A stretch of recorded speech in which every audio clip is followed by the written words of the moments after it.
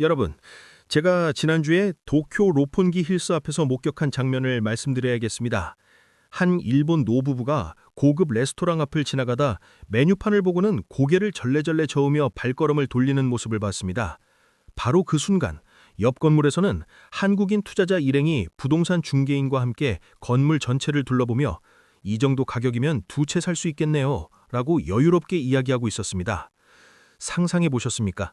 우리가 그토록 부러워하던 도쿄의 랜드마크 빌딩 주인이 사실은 한국인이라는 사실을요. 불과 10년 전만 해도 상상조차 할 수 없던 일이 지금 일본 열도 한복판에서 벌어지고 있습니다. 100엔에 800원대, 일본 경제의 상징이었던 엔화는 이제 휴지 조각이라는 비아냥을 듣고 있습니다. 더 충격적인 건 이겁니다. 2024년 기준 일본의 1인당 GDP가 한국에게 추월당했습니다. 30년 전 일본인들이 명동 한복판에서 지갑을 열 때 우리는 고개를 숙이고 그들의 엔화를 받아야 했습니다. 그런데 지금은요? 일본인들은 점심 한 끼를 걱정하며 해외로 외화벌이를 나가는 처지가 됐고 젊은 일본 여성들은 한국으로 취업하기 위해 한국어 학원에 등록하고 있습니다. 역사의 아이러니가 따로 없습니다. 그런데 바로 이 지점, 일본이 가장 고통스러워하는 이 순간에 한국의 자산가들은 소리 없이 움직이기 시작했습니다. 최근 도쿄 미나토구의 신축 맨션 분양 현장, 분양가의 절반 이상이 한국인 자본이라는 충격적인 보고가 들려옵니다. 시부야 한복판의 상업용 빌딩, 신주쿠의 프리미엄 오피스텔, 심지어 긴자의 유서 깊은 상점 건물까지 한국인 투자자들의 손으로 넘어가고 있습니다. 일본 경제 전문지 니케이는 이를 두고 제2의 경제 침공이라고 표현했습니다. 일본인들은 나라가 팔리고 있다며 비명을 지르지만 한국인들에게 일본은 지금 전 품목 50% 세일 중인 명품관일 뿐입니다. 제가 아는 한 기업인은 이렇게 말했습니다. 1990년대 일본인들이 뉴욕 맨해튼의 록펠러 센터를 사들일 때의 기분이 이런 거였을까요? 역사는 돌고 도는군요.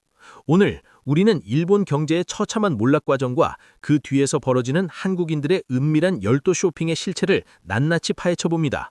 2026년 당신의 가문을 바꿀 마지막 기회가 일본에 있을지도 모릅니다. 지금 시작합니다. 도대체 일본은 어쩌다 이 지경이 된 걸까요?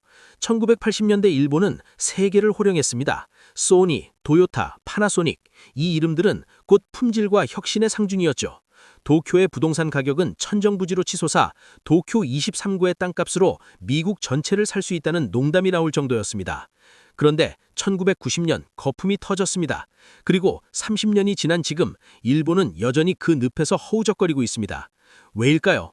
일본 경제의 심장, 엔화가 무너진 이유는 명확합니다.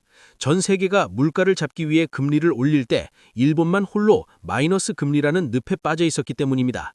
2016년부터 시작된 마이너스 금리 정책, 일본은 돈을 풀면 경기가 살아날 거라 믿었습니다.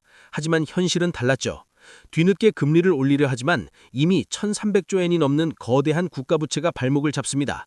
계산해 보십시오. 금리를 1%만 올려도 일본 정부가 내야 할 이자만 연간 13조 엔, 한화로 약 104조 원입니다. 일본 정부의 1년 세수입이 고작 65조 엔 정도인데 말이죠. 앉아서 망하거나 서서 망하거나 일본 정부의 선택지는 이미 사라졌습니다. 금리를 올리면 파산, 안 올리면 엔화 가치는 계속 추락. 이게 바로 일본이 빠진 유동성 함정입니다. 더 비극적인 건 일본의 산업 경쟁력입니다. 모노직 구리로 대변되던 일본의 제조 신화는 이미 옛말입니다. 자동차 산업을 볼까요? 도요타는 하이브리드에 올인하다가 전기차 전환에 완전히 실패했습니다. 테슬라가 세계를 장악하던 동안 일본 자동차 업체들은 여전히 내연기관 엔진 개량에 매달려 있었죠. 전자산업은 더 처참합니다. 한때 세계 1위였던 소니 TV는 이제 삼성과 LG의 하청업체 수준으로 떨어졌습니다. 반도체? 1990년대 세계 시장 점유율 50%를 자랑했던 일본 반도체는 지금 10%도 안 됩니다. 그 자리를 한국의 삼성, 대만의 TSMC가 꿰찼죠. 실제 숫자를 보면 더 명확합니다. 일본의 무역 수지는 2022년부터 적자로 돌아섰습니다. 수출로 벌어들이는 돈보다 에너지 수입으로 나가는 돈이 더 많아진 겁니다. 엔화 가치가 떨어지는 건 운명이 아니라 필연이었던 겁니다. 한국 자본의 은밀한 침투, 지금이 아니면 영원히 없다. 상황이 이렇다 보니 한국의 영리한 자산가들이 이 냄새를 맡았습니다. 제가 직접 만난 한 부동산 투자자는 이렇게 말했습니다. 2019년에 도쿄 아파트를 보러 갔을 때만 해도 가격이 너무 비싸서 포기했어요. 그런데 2024년에 다시 가보니 같은 물건이 엔화 기준으로는 그대로인데 환율 때문에 원화로는 30% 싸진 거예요. 바로 계약했죠. 현재 도쿄 핵심지의 부동산 가격은 한국 강남의 절반 수준입니다. 강남 아파트 한 채를 팔면 도쿄 중심가에서 매달 수백만 원의 월세가 나오는 꼬마 빌딩을 살 수 있습니다. 환율까지 따지면 체감 가격은 더 내려갑니다. 자, 계산기를 두드려보죠. 구체적인 숫자로 말씀드리겠습니다. 도쿄 시부야의 30평 아파트, 현재 일본엔으로 1억엔에 거래되고 있습니다. 100엔당 800원 환율로 계산하면 한화 800원입니다. 그런데 5년 전 같은 물건이 100엔당 1,100원일 때는 11억 원이었죠. 가격은 그대로인데 환율만으로 3억 원이 디스카운트 된 겁니다. 여기서 끝이 아닙니다. 이 아파트의 월세 수익은 연 5에서 6%, 즉 월 300만 원 정도. 향후 일본 경제가 정상화되어 환율이 1,000원대로만 복구돼도 앉아서 20%의 환차익을 얻습니다. 8억이 10억이 되는 거죠. 임대 수익에다가 환차익까지 더하면 연수익률이 30%가 넘습니다. 한국의 규제 범벅인 부동산 시장과 비교해 보십시오. 대출 규제, 양도세, 종부세로 손발이 묶인 한국 부동산 시장. 하지만 일본은 외국인에게도 대출이 가능하고 세금 체계도 상대적으로 단순합니다. 자산가들은 이미 일본을 안전자산의 도피처로 삼고 있는 겁니다. 실제로 도쿄 임장 투어라는 이름의 원정 투자단이 매주 비행기에 몸을 싣고 있습니다. 한 부동산 컨설팅 업체 대표는 이렇게 귀뜸했습니다. 2023년에는 한 달에 한두 팀 정도 상담했는데 지금은 매주 서너 팀씩 문의가 옵니다. 투자 금액도 최소 5억 원에서 50억 원까지 다양해요. 하지만 일본 내부 분위기는 험악합니다. 일본 온라인 커뮤니티들 들여다보면 한국인 투자자들에 대한 원성이 자자합니다. 우리는 월급의 절반을 집세로 내는데 한국인들이 우리 땅을 사들이고 있다. 제2의 식민 지배가 시작됐다는 극단적인 표현까지 나옵니다.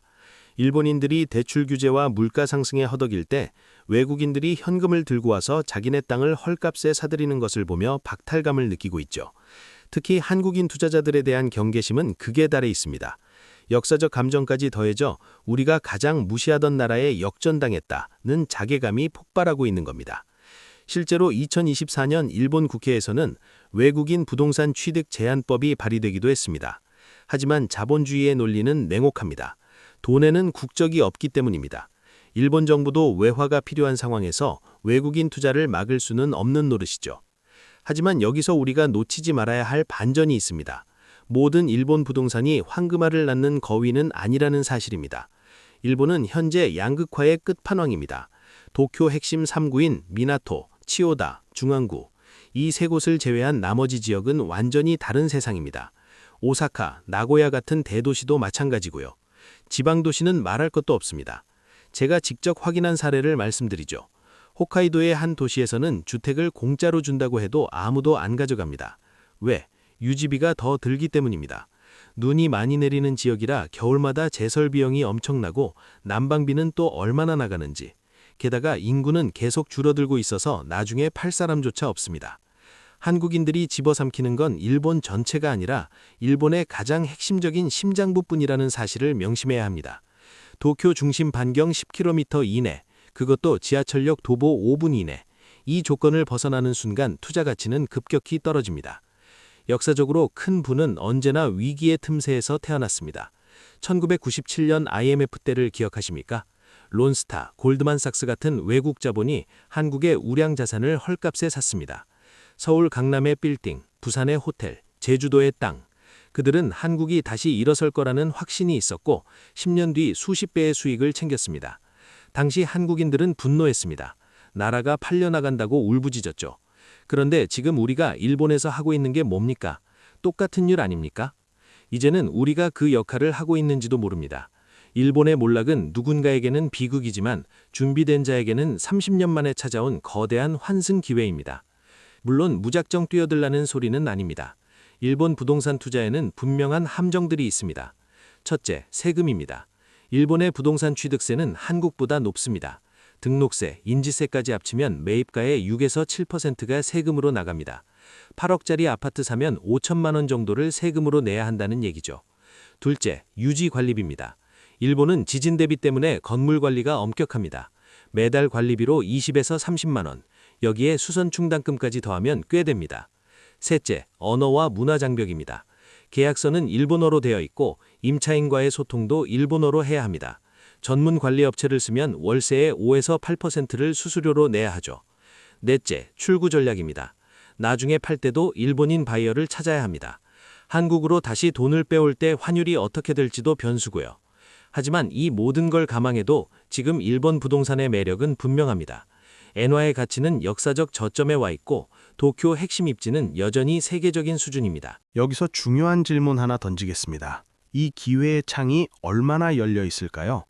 제 판단으로는 길어야 2, 3년입니다. 일본 정부도 바보가 아닙니다. 외국인 자본 유입이 계속되면 규제를 강화할 겁니다. 실제로 중국인들의 무분별한 매입에 대한 제재 법안이 이미 논의 중입니다. 또한 엔화도 영원히 바닥에 있지는 않을 겁니다. 일본 경제가 바닥을 치고 반등하기 시작하면 환율도 돌아올 겁니다.